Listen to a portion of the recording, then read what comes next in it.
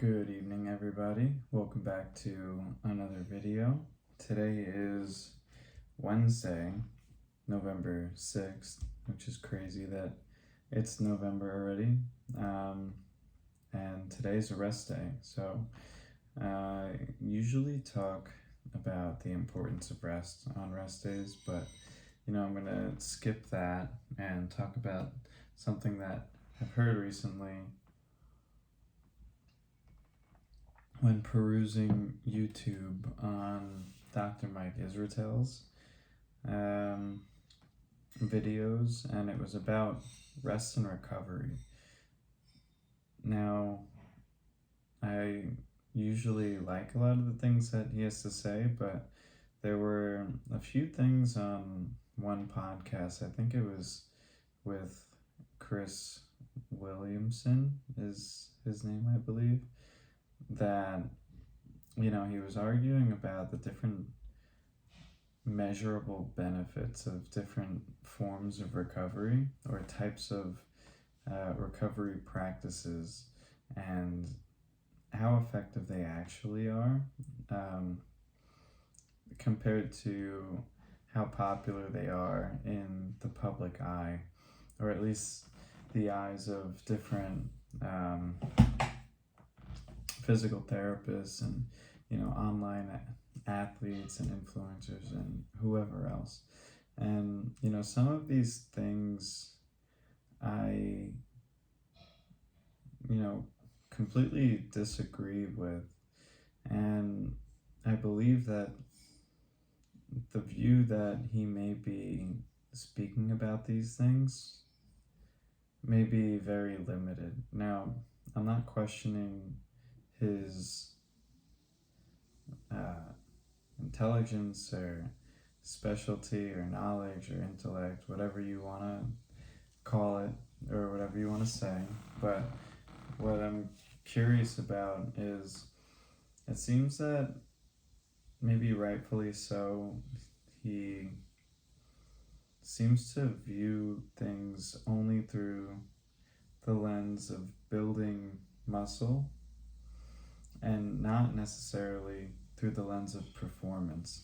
And that's completely valid too, since his whole thing is like the RP hypertrophy app and system and whatever else he teaches and is selling. It's all centered around hypertrophy, bodybuilding, putting on strength, so on and so forth.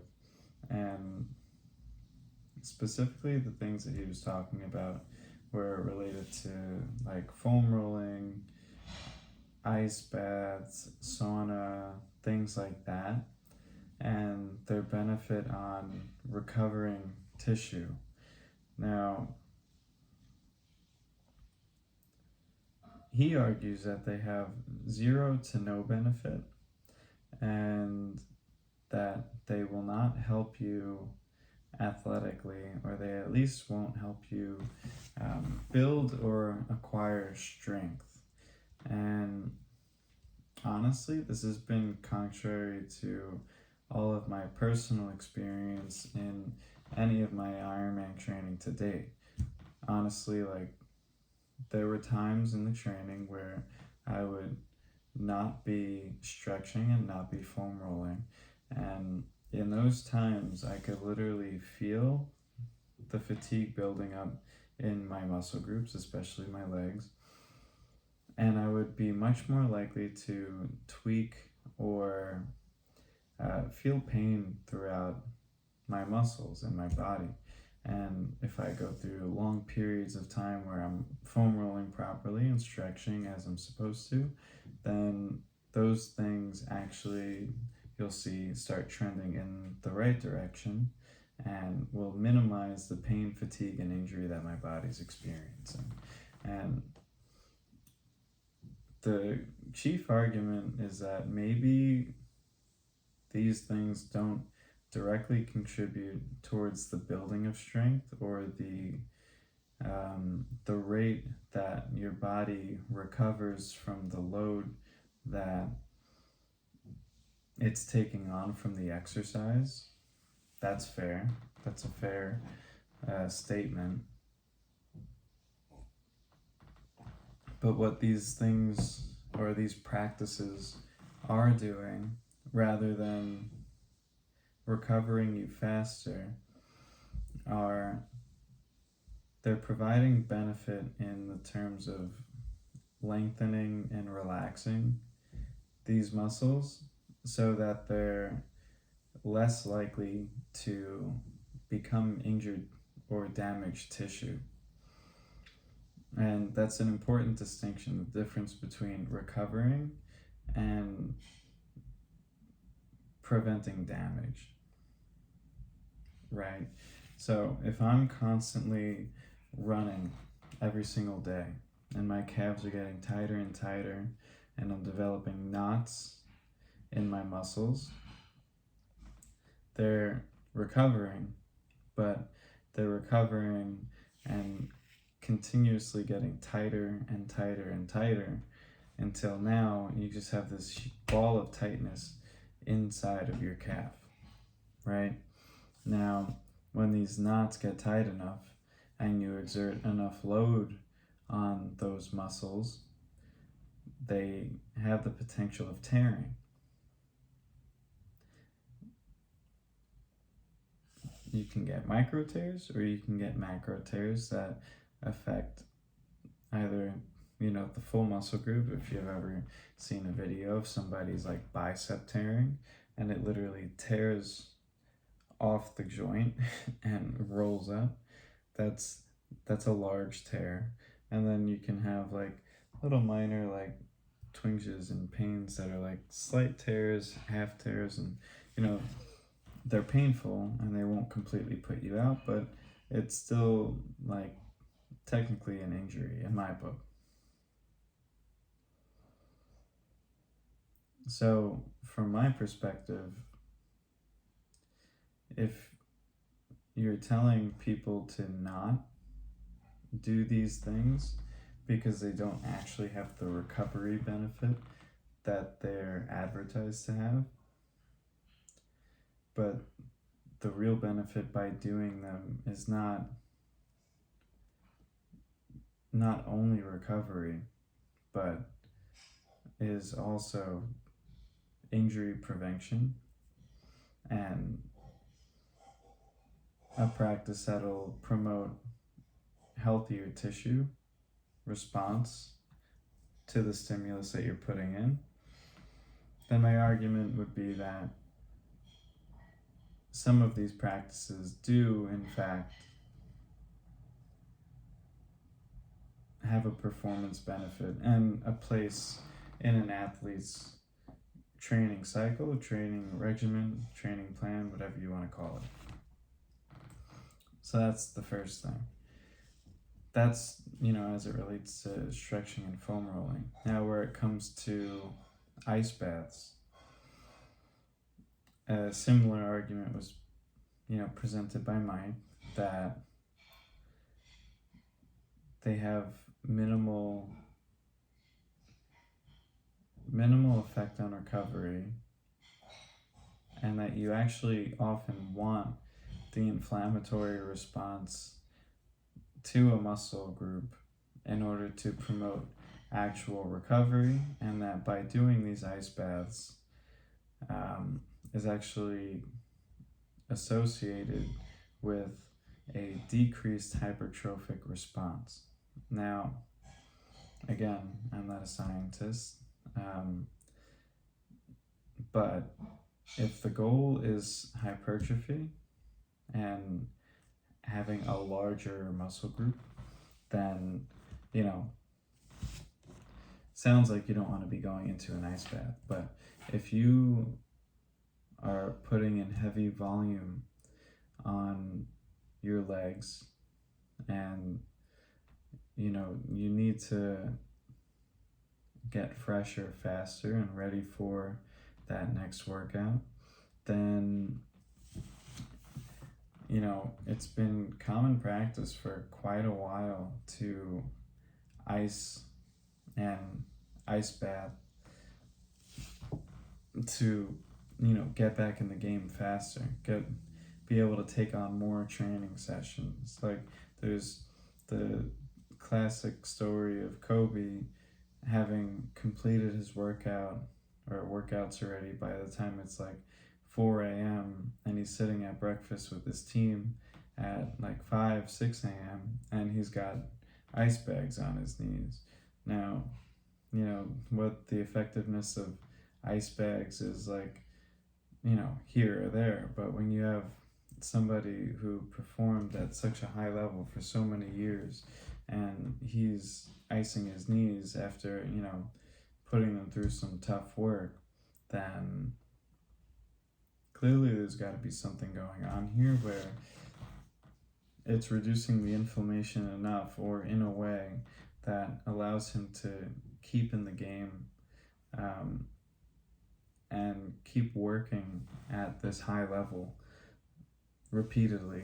Because I bet if he didn't ice his legs after that first workout, he'd probably be much less likely to be fresh enough to perform a second or a third workout, say at noon as he preached, or at night.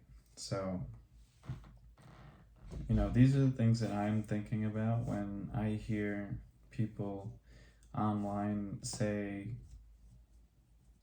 yay or nay to, say, certain practices just because they might be popular or might be promoted by social media or just people online, because a lot of people aren't willing to take the time to read, to really read the science behind the practices that they're choosing to accept into their system or their routine.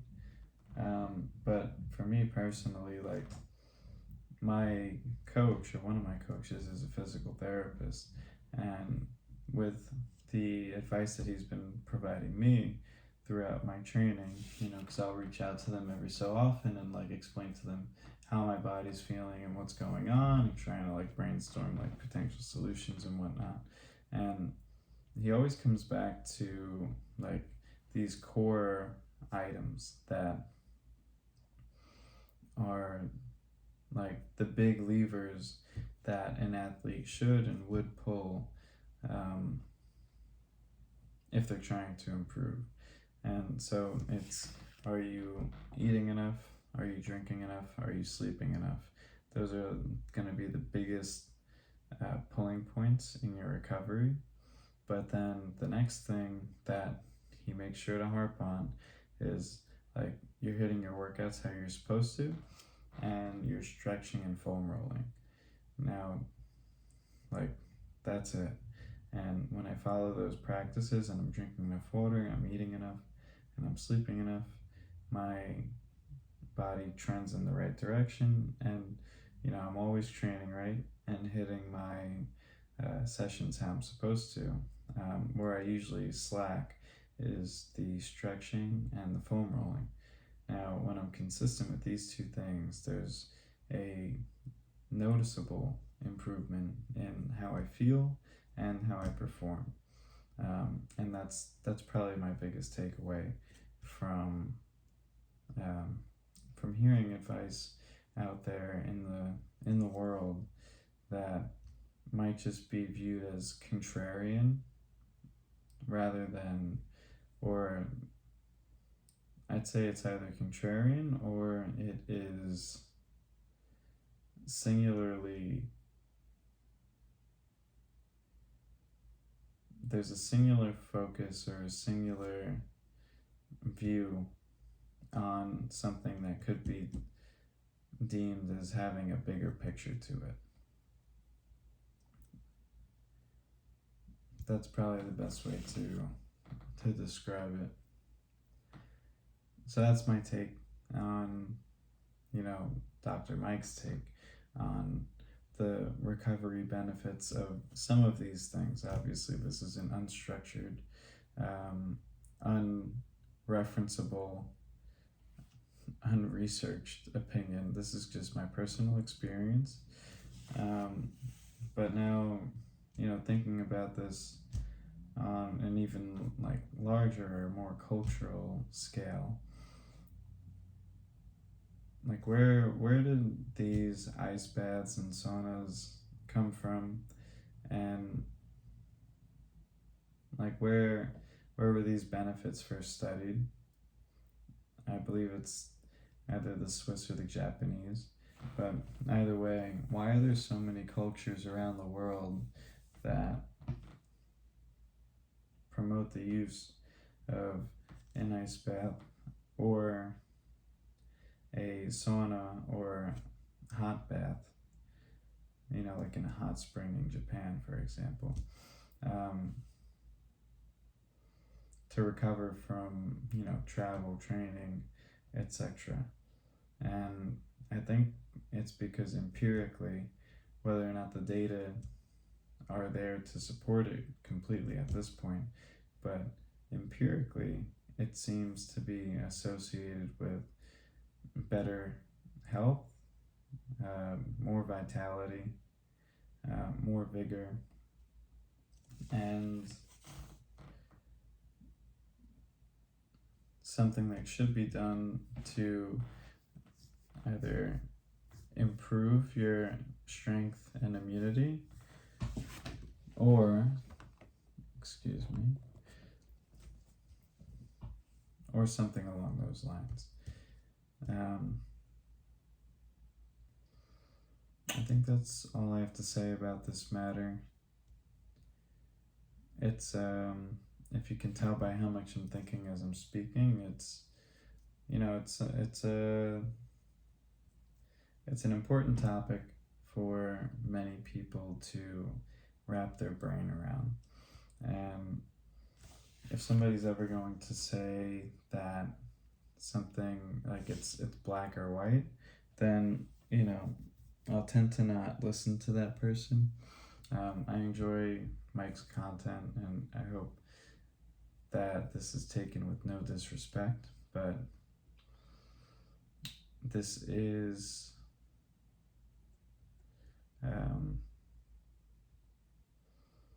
my view, and I think this is a much more moderate view than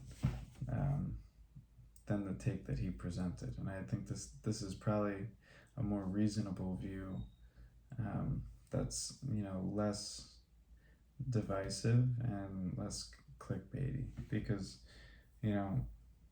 part of these people's jobs as like online personalities is to create discussion and create controversy and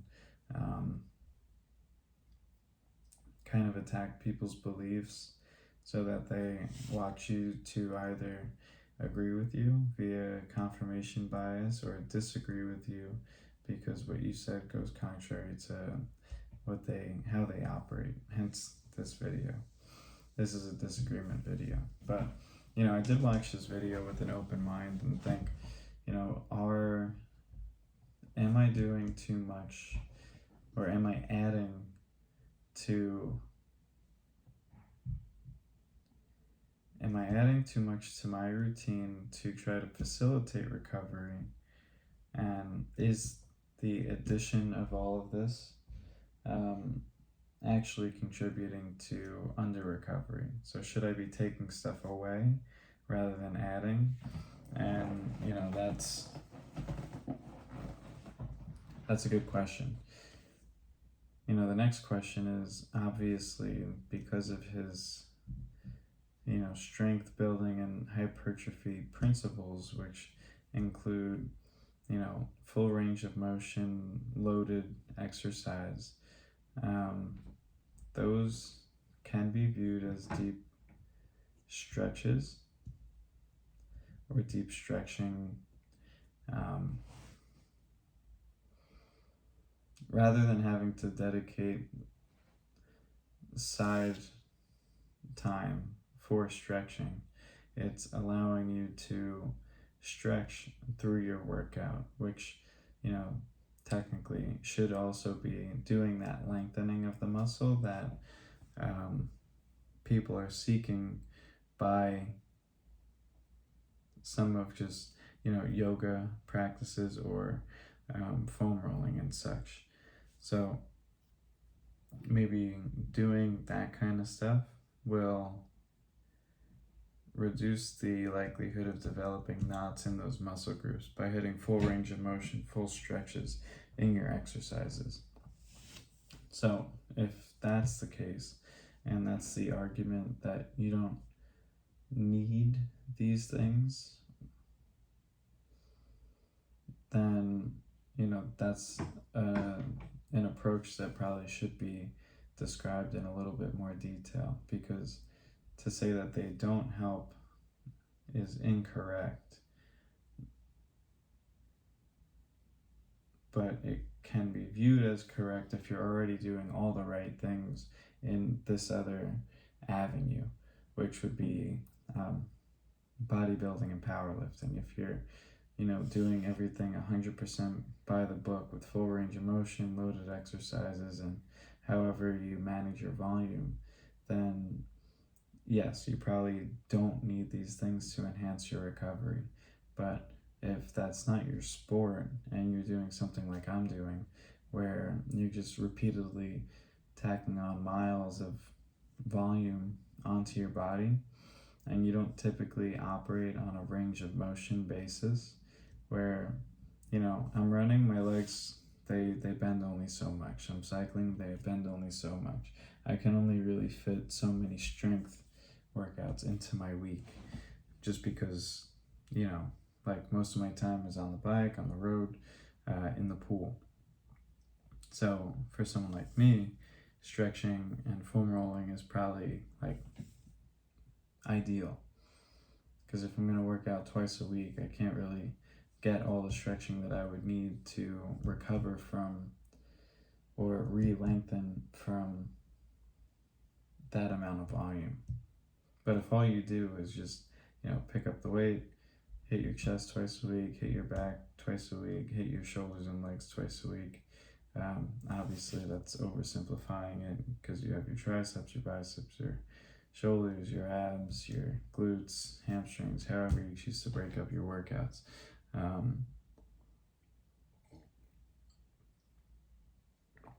These are the nuances that come along with a more moderate, or I don't want to pat myself on the back and say more well thought out, but things aren't black and white, and this is how you should begin to look at things if you're modifying them to yourself. Okay, I think that just about covers it. Well, thanks for listening. Hope you all enjoyed, and I'll catch you in the next one. Bye.